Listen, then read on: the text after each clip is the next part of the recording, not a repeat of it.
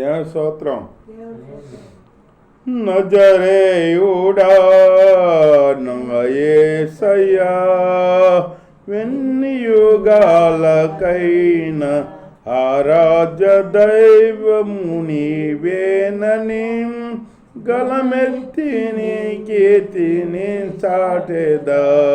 నజరేయుడా నా యేసయ్యా,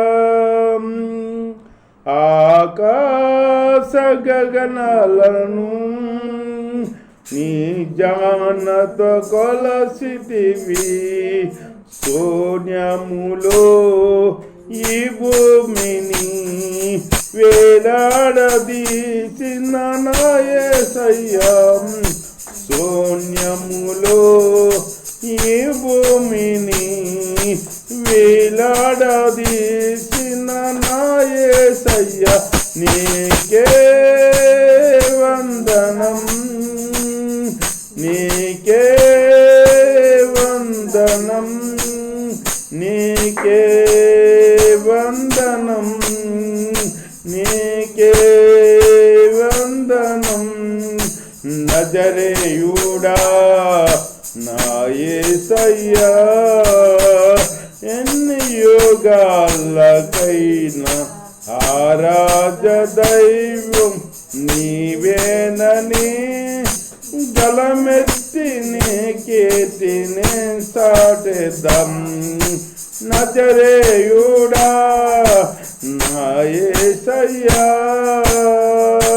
ఎన్ని యుగాలకైనా ఆరాధ్య దైవం నీవేనని గలమెత్తి నీ కీర్తిని చాటెదా. నజరేయుడా నా యేసయ్యా, సియోను శిఖరాగ్రము నీ సింహాసనమయన, సియోనులో నిన్ను చూడాలని, సియోనులో నిన్ను చూడాలని ఆశత ఉన్న నా యేసయ్యా, సియోనులో నిన్ను చూడాలని ఆశత ఉన్న నా యేసయ్యా, నీకే వందనం, నీకే వందనం, నీకే వందనం, నీకే వందనం. నజరేయుడా నా యేసయ్యా, ఎన్ని యుగాలకైనా ఆరాధ్య దైవం నీవేనని గణమెత్తి నీ కీర్తిని చాటెదా. నజరేయుడా నా యేసయ్యా. హల్లెలూయా. దేవుని స్తోత్రం. మీ అందరికి వందనాలు. దేవుని మాట్లాడిందాం కుసేపు శ్రద్ధగా. దావీదును పొడిచి గోడకు బిగించాలనుకున్నాడంట. అంటే వీటి చేత పొడవాలనుకున్నాడనమాట. పొడవాలని గోడకు బిగించాలని ఎన్నోసార్లు అనుకున్నాడనమాట.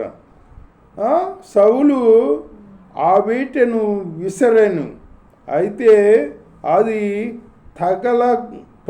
తగలకుండా దావీదు 2 మార్లు తప్పించుకున్నాను. 2 మార్లు తప్పించుకున్నాడు దావీదు. దేవుడు ఆత్మ కలిగి ఉన్నవాడు కాబట్టి తప్పించుకున్నాడు. దేవుడి స్తోత్రం. యెహోవా తనను విడిచి దావీదునకు తోడై ఉండుట చూసి సౌలు దావీదునకు భయపడాను. దావీదుకు తోడై ఉన్నాడు దేవుడు అని సౌలు తెలుసుకున్నాడు. తెలుసుకుని భయపడ్డాడంట.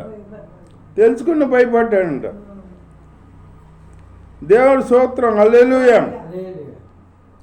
కాబట్టి సౌలు అతన్ని వద్ద నుండనీయక సహజపతిగా చేశాను.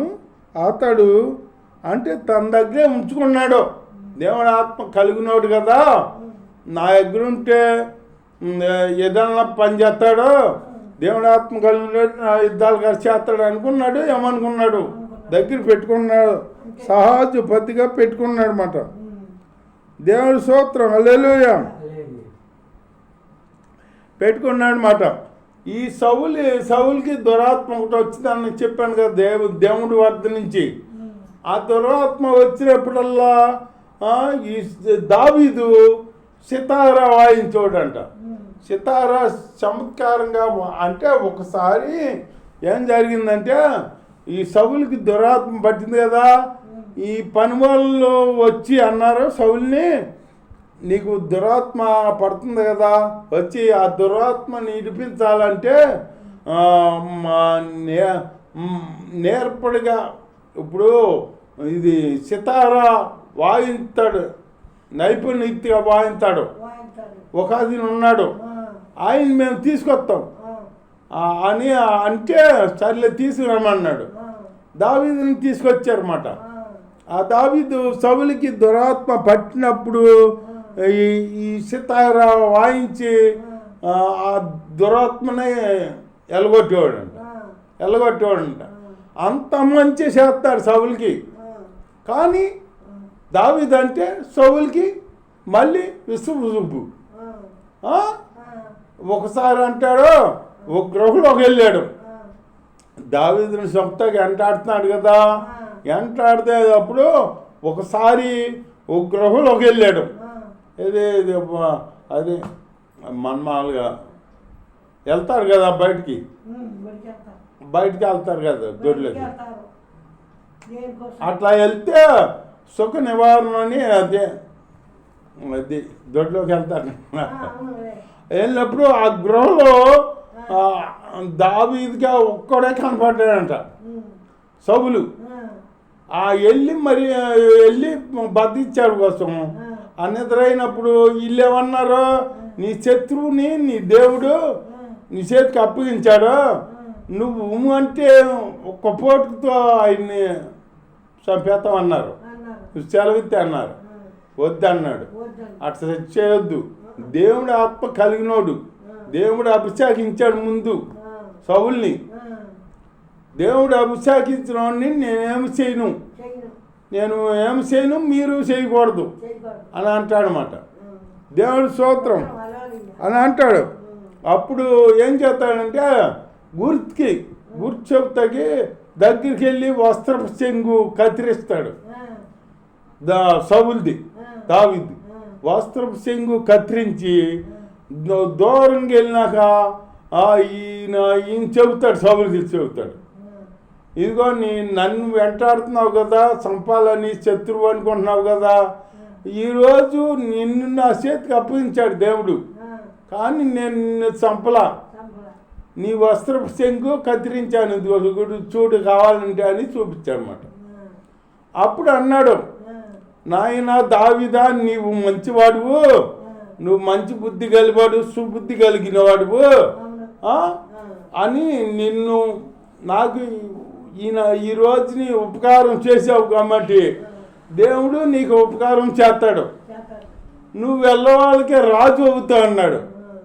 దీవిస్తున్నాడు వాళ్ళు, దీవిస్తున్నాడు. కానీ ఈ చూపుతూ మట్టుకు మాంతలా నువ్వు వెళ్ళవాళ్ళకే రాజు అవుతావు అన్నాడు. అసలు రాజు అవ్వాలంటే ఎలా అవ్వాలి? సౌలు రాజు, సౌలు తర్వాత ఎవరు? యోనాతాను అవ్వాలి రాజు, కొడుగ్గా మట్టి. యోనాతాను అవలా, దావీదు అయ్యాడు. ఎందుకని? ఆ సౌలు బుద్ధి మంచిది కాదు. మంచిది కాకపోతే ఈ యోనా కొడుకు వచ్చే రాజ్యం కూడా పోయింది. అప్పుడు దావీదుని తీసుకొచ్చి పెట్టాడు. దావీదుని అభిషేకించమని సమూయేలుకి చెప్పాడు, దేవుడే చెప్పాడు. యెష్షయి కుమారుల్లో ఒక కుమారుని అభిషేకించు అని చెప్పాడనమాట. ఈ సమూయేలు ఏం చేశాడో, ఏమన్నాడో, ఈ సౌలు